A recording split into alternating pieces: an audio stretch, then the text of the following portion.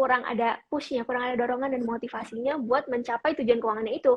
Nah, makanya sebagai financial planner juga kita penting buat menyadarkan atau mengetahui tujuan keuangannya si klien tersebut gitu sih. Ini kita masuk ke contoh kasusnya lain ya Mbak. Kalau dia belum tahu tujuan keuangannya, misalnya sebenarnya nggak pengen banget punya rumah atau udah punya rumah, udah punya mobil, jadi nggak benar-benar ada tujuan keuangan.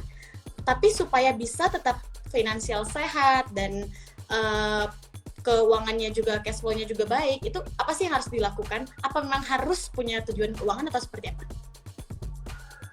Oke. Nah, sebenarnya harus punya tujuan keuangan itu cuma supaya biar ada motivasi ngebenerin yang bulanannya gitu ya. Karena kalau bulanannya nggak dibenerin, otomatis tujuan keuangan pun akan susah progresnya gitu ya. Kalau misalnya nggak ada tujuan keuangan, ini agak menarik sih, pertanyaannya menarik banget. Sebenarnya pasti ada, cuma mungkin belum sadar aja biasanya. Nah, itu biasanya kita juga kadang dapet klien yang belum punya tujuan keuangan tapi pengen benerin keuangannya gitu.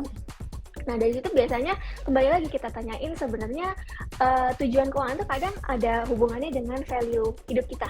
Misalnya, apa sih yang kamu pentingin dalam hidup ini?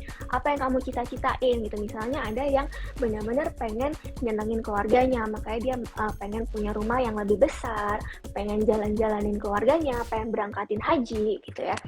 Nah, jadi memang tujuan keuangan itu sebenarnya biasanya sih pasti ada, cuma mungkin kadang pencarian orang ini ada progresnya juga gitu ya.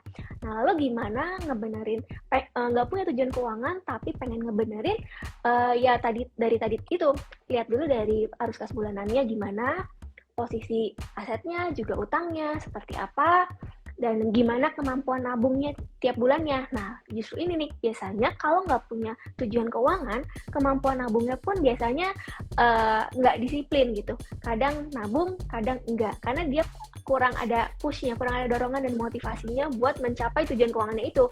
Nah, makanya sebagai financial planner juga kita penting buat menyadarkan atau mengetahui tujuan keuangannya si klien tersebut gitu sih. Oke, berarti tadi seiring berjalannya mencari tujuan keuangan yang sebenarnya kita bisa gali dari value hidup kita, tetap harus memperhatikan cash flow dan rutin menabung gitu ya Mbak, meskipun mungkin belum sadar tujuan keuangan yang ingin dicapai. Atau kalaupun belum ada sama sekali tujuan keuangan, yang pasti harus punya dana darurat. Nah, ini udah jadi satu PR sendiri kan.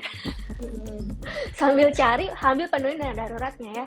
Kalaupun belum ada tanggungan, tetap harus punya ya. Kalau kita saranin biasa 6 kali dari biaya bulanan hidupnya. Gitu, minimal 6 kali biaya bulanan hidup. Kalau sudah menikah, bisa di 9 kali biaya bulanan hidup. Lalu misalnya sudah ada tanggungan, di 12 kali biaya bulanan hidup. Tuh. Oke, berarti nggak ada cerita nggak punya tujuan keuangan ya Mbak? Kalau nggak punya tujuan keuangan spesifik pun memenuhi dana darurat keuangan gitu ya Mbak? Udah jadi ada PR kan? Benar-benar.